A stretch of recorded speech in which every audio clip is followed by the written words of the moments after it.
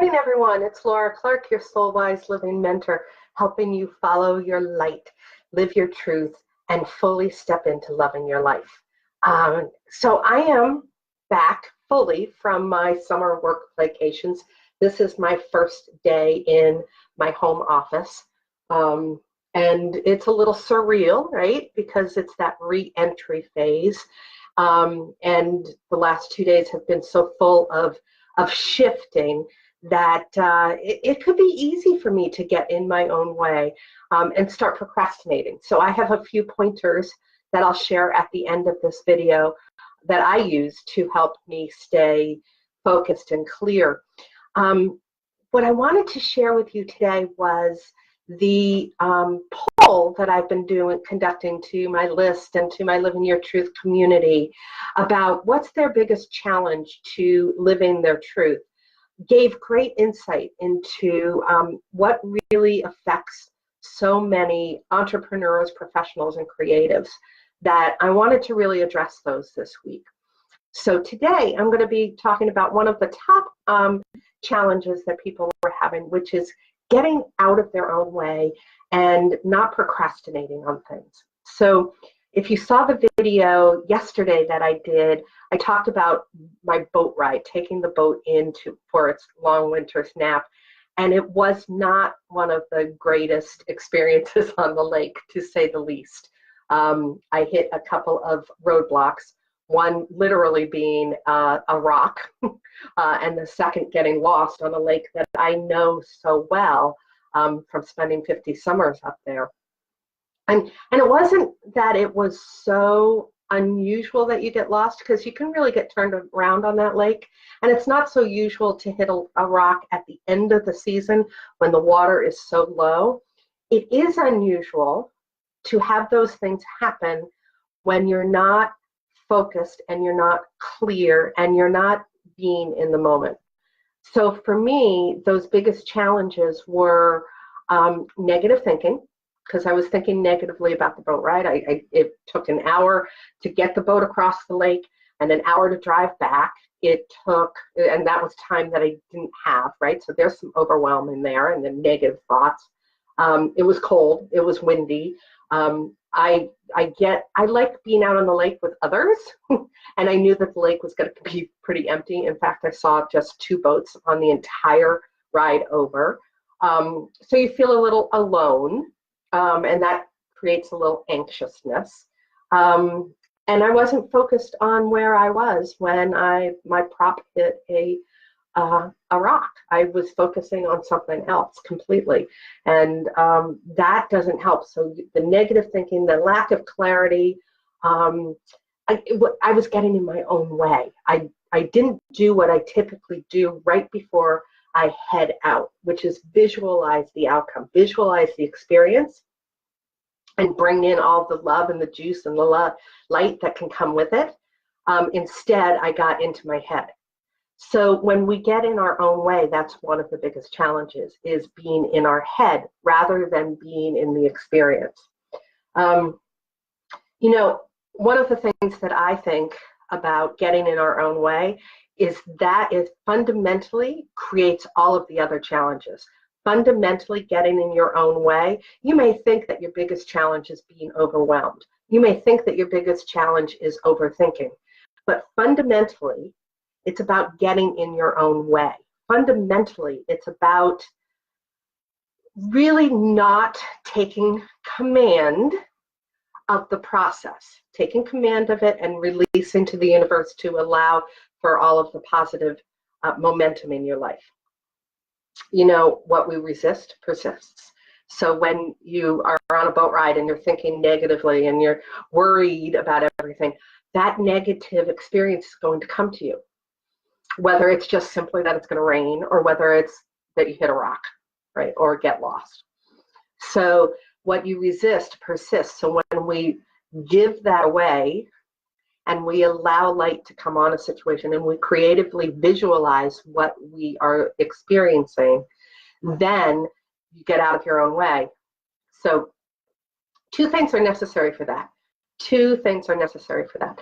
The first thing that's necessary to get out of your own way is to focus on your purpose. really focus in on what it is that you're doing, how your purpose can infiltrate that experience and allow that to shine.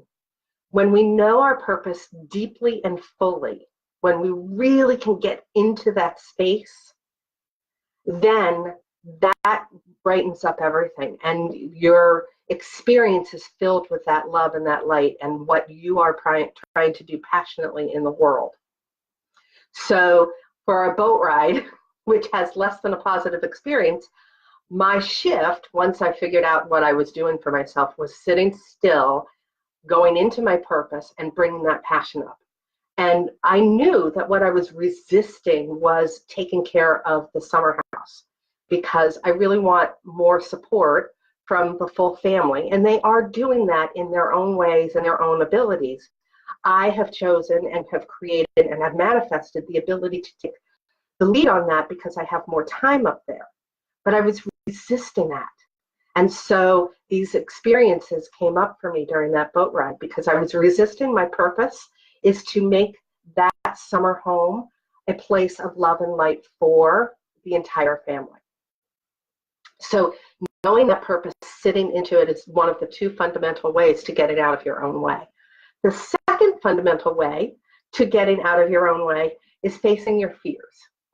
When we are in a place of fear, we are forever evading our abundant rewards, right? It's an acronym that I've created that I love when I feel that anxiousness coming up within. And I see this in my clients all the time. When they step into fear, they are evading their abundant rewards. They're evading, they're moving away from what is their purpose and their passion, and they're focusing on the fears. So the first thing to do is to shed some light on that, because fear is like a monster in a dark closet. When you're cleaning out your clutter, cleaning your closet out, and there's that thing in the back of the closet and you just don't want to shed any light on it. When you put light on it, it's not as big a deal, right? You say, oh, there's that pile of bathing suits I had 10 years ago. Okay, now it's time to take care of that, right? So when we look at our fears, shining light on them really helps us to start stepping forward passionately and brilliantly. So those are the two things about getting out of your own way and avoiding procrastination are understand your purpose, go deep into it, and look at your fears, put some light on it, step through it, do something anyway, and celebrate. So for me, things that I'm doing today as I re-enter from my work vacations is I've created my 3 things. So you can see I have 1, was that 3? That's 2. There we go. 1, 2, 3. And I know that there's some things about re-entry, because I've done it so often, that help, that can bring me into procrastinating, that can I can be in my own way. So having these 3 things allows me to step through no matter what I'm feeling. The second part of this, if you can't read my doctor scratch, but that's the thing, is at the bottom, I have the thing to do. At the bottom, I have my reward. Because when you're working, you don't think about rewarding and celebrating yourself. So once I get the first thing done, I'm going to go visit the river with my dogs. It's a 30-second walk through the woods. I'm going to go. I didn't say hello to it yesterday. I'm going to go say hello.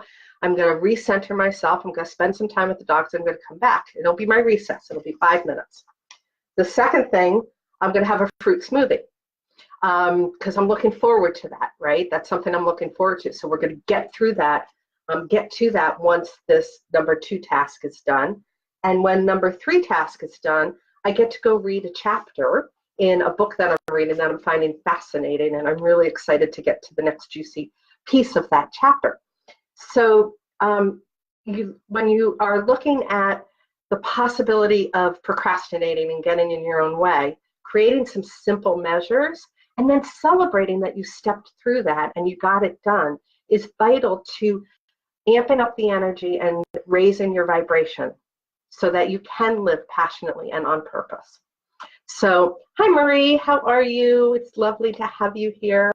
I know we owe each other some emails and a get together soon. I'm excited about that because, you know, I mean, when I'm away, I don't have those connections here at home as much. So I will get out of my own way and create those connections as the fall comes forward for all of us. So, you know, the boat ride really, one of the things I recognized about this boat ride was it gave me a tool to convey that we are all of us, no matter where you are on your soul quotient scale, capable of getting in our own way. Just because I teach this, just because I inspire my clients.